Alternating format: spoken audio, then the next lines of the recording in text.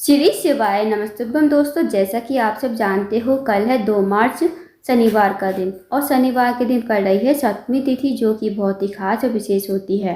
दोस्तों बस आपको 9 चने की दाल से अचूक उपाय करना है। यदि आप इस उपाय को करते हो तो आपकी जो भी मनोकामना होगी, चाहे वो धन को लेकर हो, व्यापार को लेकर हो, नौकरी को लेकर हो, या फिर आपके जीवन में कोई अधूरी मनोकामना चल रही हो, वो आपकी मनोकामना अवश्य ही पूर्ण हो जाएगी। साथ ही अगर आपके जीवन में कोई समस्या चल रही है, आपके जीवन में बहुत ज़्यादा दुख है, कष्ट है, तकलीफ है, तो इन उपाय को करने से आपके जीवन की सारी समस्याओं का अंत हो जाएगा। पूज्य गुरु जी की कथा को सुनकर उपाय को अच्छे से समझाने का प्रयास करेंगे। तो आइए दोस्तों जानते हैं उपाय कैसे करना है। पहला जो उपाय है दोस्तों, वह है विशेष मनोकामना पूर्ति के लिए।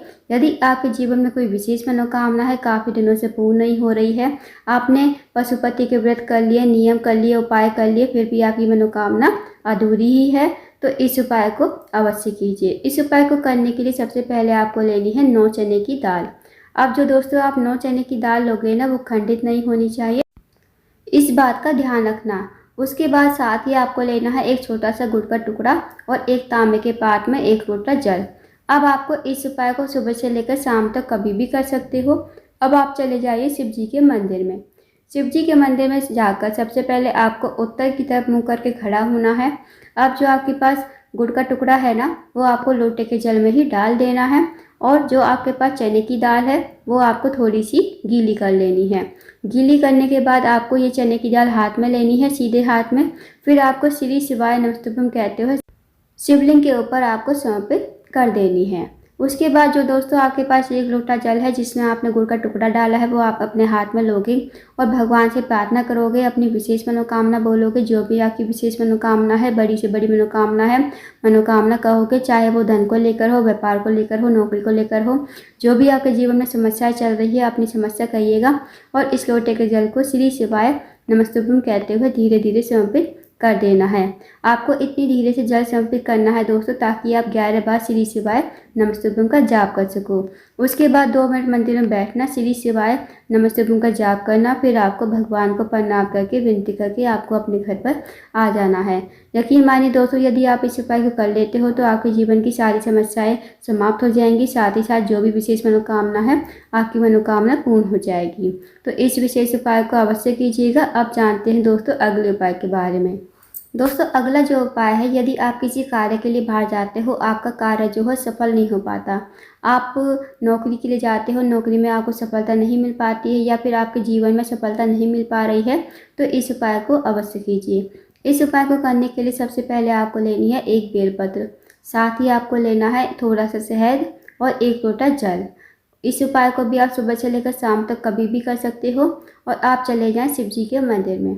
शिव जी के मंदिर में जाकर सबसे पहले आपको 1 लोटा जल श्री शिवाय नमस्तुभ्यम कहते हुए शिवलिंग के ऊपर धीरे धीरे समर्पित कर देना है।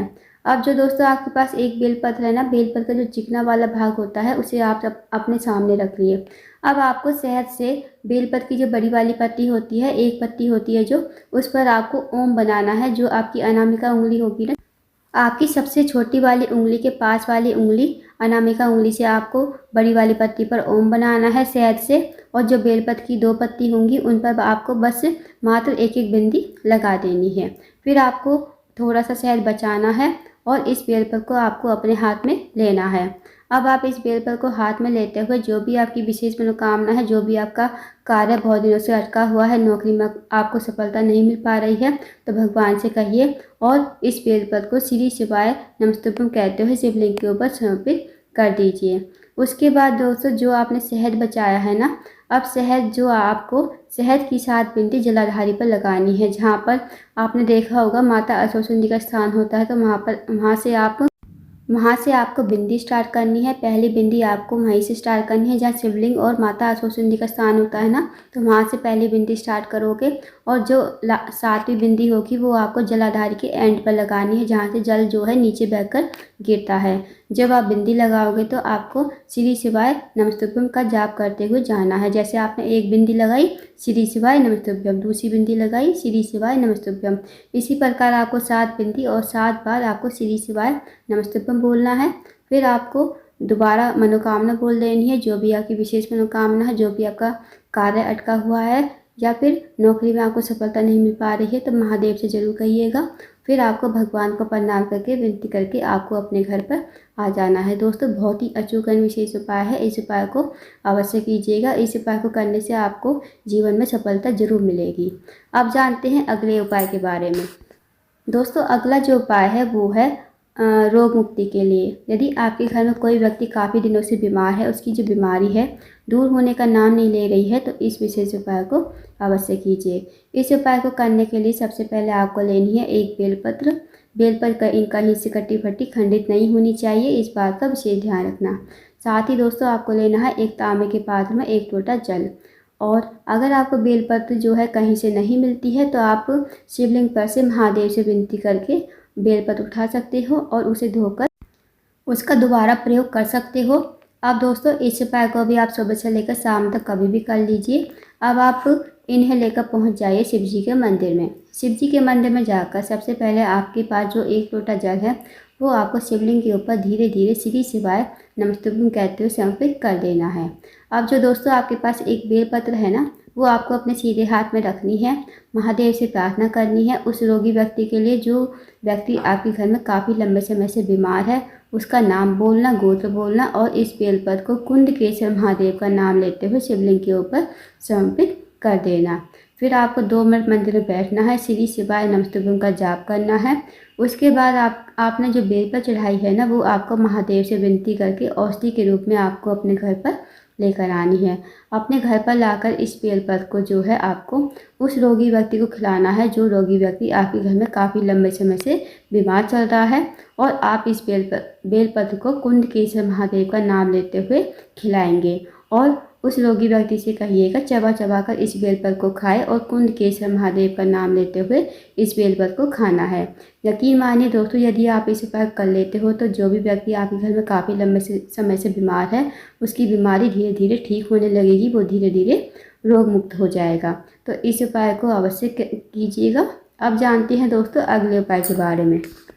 दोस्तों अगला जो उपाय है ना, वो है अगर आपके जीवन में धन की बहुत ज़्यादा कमी है या फिर पैसों की बहुत ज़्यादा तंगी है, माता लक्ष्मी का आपके घर में वास नहीं है, माता लक्ष्मी आपसे रूठी हुई है, तो इस उपाय को अवश्य कीजिए। इस उपाय को करने के लिए सबसे पहले आपको लेने हैं 5 हरे मूंग के दाने।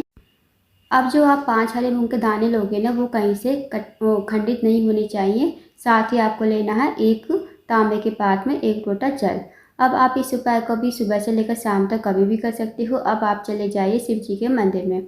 शिव जी के मंदिर में जो आपके पास 5 हरे मूंग के दाने हैं वो आपको एक एक करके 4 स्थानों पर चढ़ाने। 5 में से 4 दाने आपको एक एक करके 4 स्थानों पर चढ़ाने हैं। सबसे पहले जो पहला हरा मूंग का दाना है वो आपको गणेश जी के स्थान पर समर्पित करना है। अब दोस्तों आप सबको बता दें कि शिव जी का जो पूरा परिवार है जलाधारी पर ही विराजमान है, तो गणेश जी का स्थान जो होता है जलाधारी के राइट साइड पर होता है। तो वहाँ पर आपको पहला हरा मूंग का दाना श्री शिवाय नमस्तुभ्यं कहते हुए समर्पित कर देना है। अब जो दूसरा हरा मूंग का दाना है वो आपको भगवान कार्तिकेय के स्थान पर समर्पित करना है। भगवान कार्तिकेय का स्थान होता है जलाधारी के लेफ्ट साइड पर, तो वहाँ पर आपको दूसरा हरा मूंग का दाना समर्पित कर देना है। अब जो तीसरा हरा मूंग का दाना है वो आपको माता असोसुंदी के स्थान पर समर्पित करना है। माता असोसुंदी जो है शिव जी की सबसे छोटी और प्रिय पुत्री है। वहाँ पर आपको श्री शिवाय नमस्तुभ्यं कहते हुए तीसरा हरा मूंग का दाना समर्पित कर देना है। माता असोसुंदी का स्थान दोस्तों जलाधारी के बीचों बीच में होता है, नाग देवता की तरह बनी हुई होती है, वही माता असोसुंदी का स्थान होता है। अब जो चौथा हरा मूंग का दाना है वो आपको पार्वती जी की हस्तकमल पर समर्पित करना है। पार्वती जी का हस्तकमल जो होता है वो जहाँ पर शिवलिंग विराजमान होता है ना, नीचे आप देखना गोल गोल कटी भाग होता है, तो वही पार्वती जी का हस्तकमल होता है। तो वहाँ पर आपको चौथा हरा मूंग का दाना समर्पित कर देना है श्री शिवाय नमस्तुभ्यं कहते हुए। अब दोस्तों आपके पास बचा 1 हरा मूंग का दाना और 1 लोटा जल। अब आप 1 लोटे जल में 1 हरा मूंग दाना डाल देना लोटे के जल में ही। अब आप इस जल को सबसे पहले चारों स्थानों पर समर्पित कर देना। सबसे पहले गणेश जी के स्थान पर, फिर भगवान कार्तिकेय, फिर माता असोसुंदी, फिर पार्वती जी के हस्तकमल। फिर आपको थोड़ा सा जल बचाना है और इस जल को आपको शिवलिंग के ऊपर श्री शिवाय नमस्तुभ्यं कहते हुए समर्पित कर देना है और अपनी भगवान से मनोकामना बोलनी है कि मेरे जीवन में धन की बहुत ज़्यादा समस्या चल रही है, माता लक्ष्मी का हमारे घर में वास नहीं है, माता लक्ष्मी हमसे रूठी हुई है, आप कुछ ऐसी कृपा करें कि माता लक्ष्मी का हमारे घर में वास हो और हमारे जीवन में कभी पैसों की तंगी ना हो। आपको ऐसी मनोकामना करके, विनती करके आपको अपने घर पर आ जाना है। दोस्तों बस छोटा सा विशेष उपाय है, इस उपाय को अवश्य कीजिएगा। तो दोस्तों ये थे कुछ विशेष उपाय जो आपको शनिवार के दिन करने हैं, इन उपाय को अवश्य कीजिएगा। अगर आपको जानकारी पसंद आई हो, वीडियो को लाइक करें, शेयर करें, चैनल को जरूर सब्सक्राइब करें, कमेंट बॉक्स में श्री शिवाय नमस्तुभ्यम हर हर महादेव जरूर लिखें।